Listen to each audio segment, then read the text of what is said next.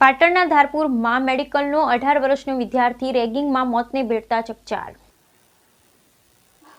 પાટણ ધારપુરમાં મેડિકલનો 18 વર્ષનો વિદ્યાર્થી રેગિંગમાં મોતને ભેટ્યા બાદ ધાંગ્રધાના જેસડા ગામે એના મમ્મી પપ્પા અને બંને બહેનો આઘાતમાં અને અર્ધબેભાન હાલતમાં, જેમાં એની મોટી બહેનની ગત 20/10/2024ના રોજ સગાઈ હતી અને ફેબ્રુઆરીમાં લગ્ન હતા। બે બહેનો બાદ 8 વર્ષે આ વિદ્યાર્થીનો જન્મ થતાં અને મેડિકલમાં એડમિશન મળતા પરિવારનો એકનો એક સભ્ય ડોક્ટર બનવાની આશા આખો પરિવાર સેવી રહ્યો હતો। વર્ષે ₹12 લાખ લેખે એક સેમેસ્ટરના 6 લાખની ફી પણ પરિવારજનોએ પેટે પાટા બાંધી ભરી હતી।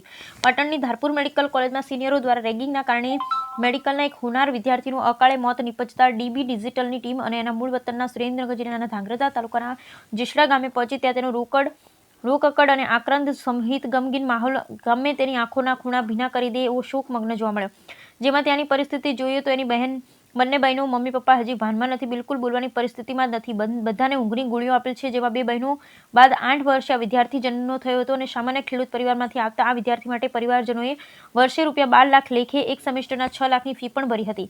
ત્યારે દોષિતો સામે મોતની કલમ લગાવી કાર્યવાહી કરવામાં આવે તેવી પરિવારજનો માંગ છે। વધુમાં મૃતક વિદ્યાર્થીની બે મોટી બહેનો હતી, જેમાં એક બહેનના લગ્ન થઈ ગયા અને બીજી બહેનની ગત 20/10/2024ના રોજ સગાઈ થઈ અને ફેબ્રુઆરીમાં લગ્ન હતા। ભાઈના મોતના સમાચારથી બંને બહેનો ગહેરા આઘાતમાં છે। એક બહેનની હાલત તો આ સમાચાર સાંભળી બગડતા હોસ્પિટલ લઈ જવામાં આવી।